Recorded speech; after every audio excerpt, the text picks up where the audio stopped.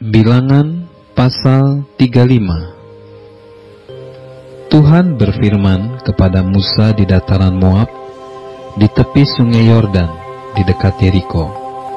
Perintahkanlah kepada orang-orang Israel, supaya dari milik pusaka kepunyaannya diberikan mereka kota-kota kepada orang Lewi untuk didiami. Juga haruslah kamu memberikan kepada orang Lewi tanah-tanah penggembalaan yang di sekeliling kota-kota itu. Kota-kota itu akan menjadi kepunyaan mereka untuk didiami, dan tanah-tanah pengembalaannya untuk hewan yang mereka miliki dan untuk segala ternak mereka yang lain.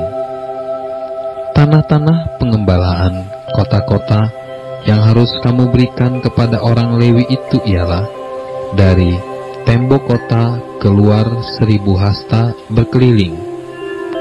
Di luar kota itu haruslah kamu mengukur 2000 hasta di sisi timur, dan 2000 hasta di sisi selatan, dan 2000 hasta di sisi barat, dan 2000 hasta di sisi utara, sehingga kota itu berada di tengah-tengah.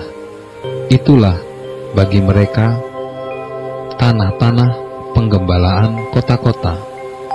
Mengenai kota-kota yang harus kamu berikan kepada orang Lewi itu, ialah 6 kota perlindungan yang harus kamu berikan, supaya orang pembunuh dapat melarikan diri ke sana.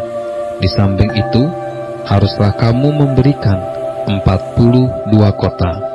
Segala kota yang harus kamu berikan kepada orang Lewi itu berjumlah 48 kota, semuanya dengan tanah-tanah penggembalaannya. Mengenai kota-kota yang akan kamu berikan dari tanah milik orang Israel, dari suku yang banyak jumlahnya haruslah kamu ambil banyak, dan dari suku yang sedikit jumlahnya haruslah kamu ambil sedikit. Setiap suku harus memberikan dari kota-kotanya kepada orang Lewi sekadar milik pusaka yang dibagikan kepadanya.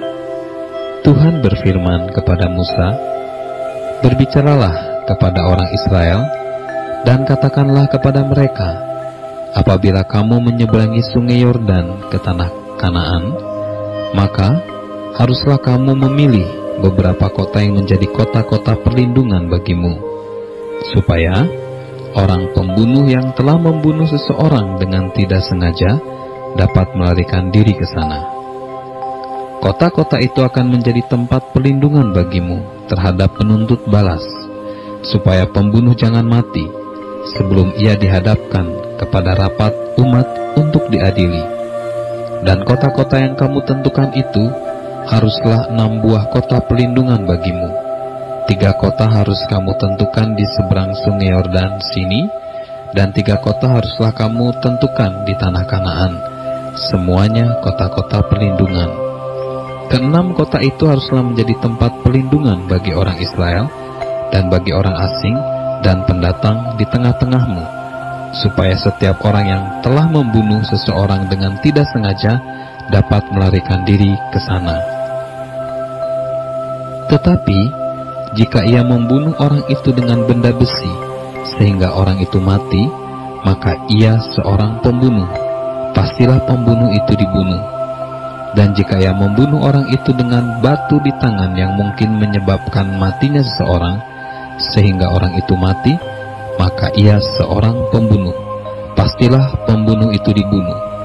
Atau jika ia membunuh orang itu dengan benda kayu di tangan yang mungkin menyebabkan matinya seseorang sehingga orang itu mati, maka ia seorang pembunuh. Pastilah pembunuh itu dibunuh. Penuntut darahlah yang harus membunuh pembunuh itu. Pada waktu bertemu dengan dia, ia harus membunuh dia. Juga jika ia menumbuk orang itu karena benci, atau melempar dia dengan sengaja sehingga orang itu mati, atau jika ia memukul dia dengan tangannya karena perasaan permusuhan sehingga orang itu mati, maka pastilah si pemukul itu dibunuh. Ia seorang pembunuh.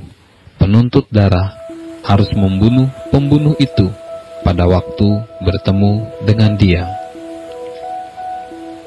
Tetapi jika ia sekonyong-konyong menumbuk orang itu dengan tidak ada perasaan permusuhan, atau dengan tidak sengaja melemparkan sesuatu benda kepadanya, atau dengan kurang ingat menjatuhkan kepada orang itu sesuatu batu yang mungkin menyebabkan matinya seseorang, sehingga orang itu mati, sedangkan dia tidak merasa bermusuh dengan orang itu dan juga tidak mengikhtiarkan celakanya, maka haruslah rapat umat mengadili antara orang yang membunuh itu dan penuntut darah menurut hukum-hukum ini, dan haruslah rapat umat membebaskan pembunuh dari tangan penuntut darah, dan haruslah rapat umat mengembalikan dia ke kota perlindungan, ke tempat ia telah melarikan diri.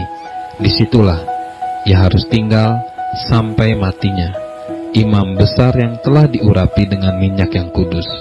Tetapi jika terjadi bahwa pembunuh itu keluar dari batas kota perlindungan tempat ia melarikan diri, dan penuntut darah mendapat dia di luar batas kota perlindungannya, dan penuntut darah membunuh pembunuh itu, maka tidaklah ia berhutang darah.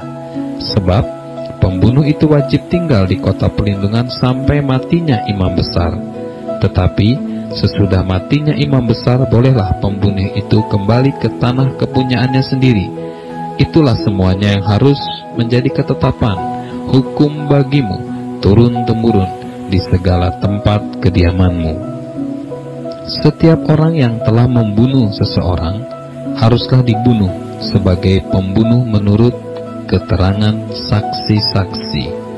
Tetapi kalau hanya satu orang saksi saja tidak cukup untuk memberi keterangan terhadap seseorang dalam perkara hukuman mati.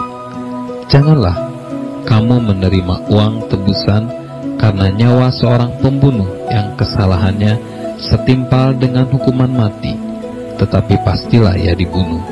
Juga janganlah kamu menerima uang tebusan karena seseorang yang telah melarikan diri ke kota perlindungannya, supaya ia boleh kembali untuk diam di tanahnya sebelum matinya imam besar. Jadi, janganlah kamu mencemarkan negeri tempat tinggalmu, sebab darah itulah yang mencemarkan negeri itu. Maka, bagi negeri itu tidak dapat diadakan pendamaian oleh karena darah yang tertumpah di sana, kecuali dengan darah orang yang telah menumpahkannya.